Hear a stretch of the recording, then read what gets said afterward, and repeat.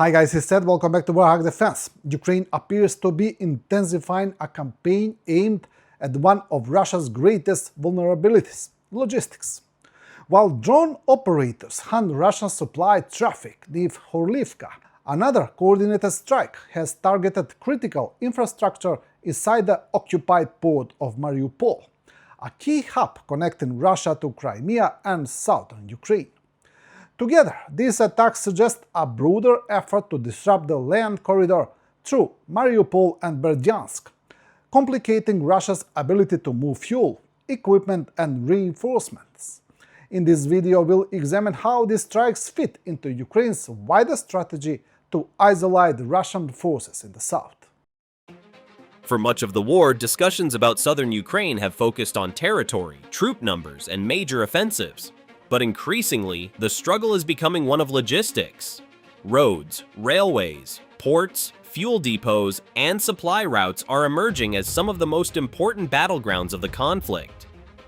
Recent Ukrainian strikes near Horlivka and inside the occupied port of Mariupol appear to be part of a larger pattern aimed at a single strategic objective, making it increasingly difficult for Russia to sustain its forces across southern Ukraine and Crimea. The first event took place along the Horlivka-Yenakieve route, an important logistical corridor in occupied Donetsk Oblast.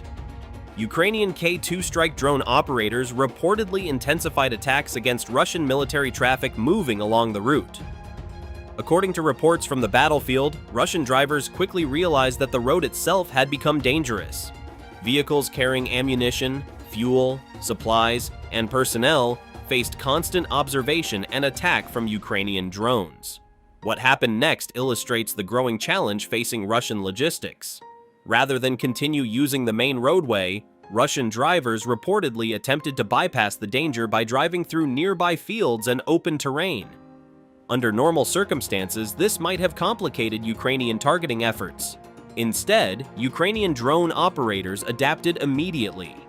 The attacks followed the vehicles off-road, striking trucks and military transports regardless of whether they remained on the highway or attempted to create alternative routes across the countryside. This is significant because it demonstrates a shift from targeting infrastructure to targeting movement itself. In previous wars, armies could often respond to road interdiction by using secondary roads or improvised routes. Modern drone surveillance increasingly removes that option. The problem is no longer that a particular road is dangerous. The problem is that movement anywhere within the drone's observation zone can become dangerous. For Russia, this creates growing pressure on logistical planning. Supplies cannot simply appear at the front. Every artillery shell, every drone battery, every fuel container, and every replacement part must travel through a transportation network. The more difficult that movement becomes, the more strain is placed on frontline operations. The second event occurred much farther south but may be connected to the same broader strategy. In a joint operation involving Ukraine's Azov Corps, the Security Service of Ukraine, and the Unmanned Systems Forces, Ukrainian drones reportedly struck critical infrastructure at the occupied port of Mariupol. The list of targets was extensive. Reports indicate that power substations, radar systems, repair facilities, fuel storage sites, the port control tower, and the cargo vessel Lady Augusta were all targeted during the operation. To understand why Mariupol matters, it is necessary to look at the geography of the war. Since occupying large parts of southern Ukraine, Russia has relied heavily on what military analysts often call the land bridge to Crimea. This corridor stretches from Russia through occupied Donetsk Oblast, passes through Mariupol and Berdyansk, and continues toward Melitopol and Crimea. It serves as one of the most important logistical arteries supporting Russian military operations in southern Ukraine. The route performs several critical functions simultaneously. It allows supplies to move from Russia into occupied territories. It provides access to Crimea without relying exclusively on the Kerch Bridge. It supports troop rotations, fuel deliveries, ammunition transfers, and equipment repairs. It also serves as a backup network whenever other transportation routes come under attack. Mariupol sits at the center of this system. Since its capture, Russia has transformed the city and its port into a major logistical hub, Satellite imagery and multiple reports throughout the war have shown military cargo moving through the port facilities. Equipment, fuel, construction materials, and military supplies have all reportedly passed through Mariupol on their way towards southern operational areas. That is why the reported targeting of repair facilities, radar systems, fuel infrastructure, and port management facilities is noteworthy. The objective may not necessarily be to destroy the port completely. Instead, repeated disruptions can reduce efficiency, create delays, increase costs, and force Russia to dedicate additional resources to security and repairs. Every damaged fuel storage site, every disabled radar installation, and every interrupted loading operation adds friction to the logistical system. The inclusion of the vessel Lady Augusta is also interesting. Cargo ships operating in occupied ports represent another component of Russia's logistical network. Even isolated incidents against maritime assets can increase uncertainty and complicate shipping operations.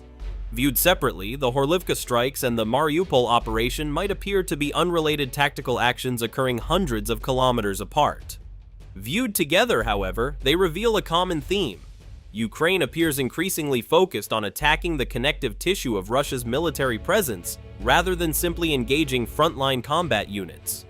Military operations depend on three basic requirements: personnel, equipment, and sustainment. Destroying a tank is valuable. Destroying the fuel, maintenance facilities, spare parts, transport vehicles, and logistical networks needed to keep hundreds of tanks operational can be even more valuable. This approach is particularly relevant in southern Ukraine. For years, analysts have discussed the possibility of isolating Crimea from Russian support networks. While completely severing all connections remains a difficult task, Ukraine does not necessarily need to physically cut every route. Instead, it can attempt to make transportation progressively slower, more expensive, and more dangerous. The road network connecting Mariupol, Berdyansk, Melitopol, and Crimea remains one of the most important logistical systems available to Russian forces. Every successful strike against infrastructure supporting that corridor increases pressure on the entire network. The same principle applies to eastern Donetsk. The Horlivka-Yenikiyeva route supports Russian military activity across several sectors of the front. If supplies moving through the area face constant drone attacks, commanders must either accept higher losses or allocate additional resources to protection, concealment, and route diversification. Neither option is ideal. What makes these developments particularly important is the growing integration of Ukrainian strike capabilities.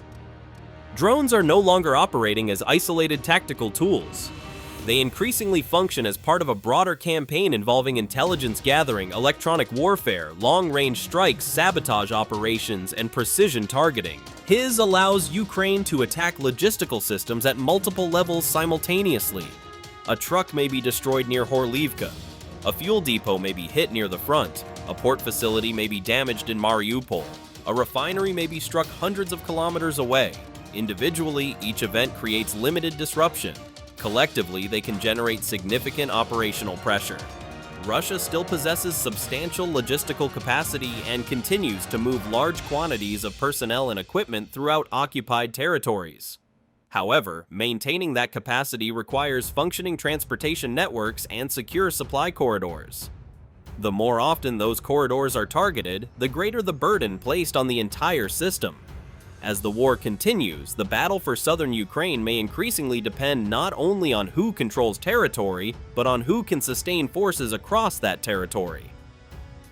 The strikes near Horlivka and Mariupol suggest that Ukraine is placing growing emphasis on exactly that challenge.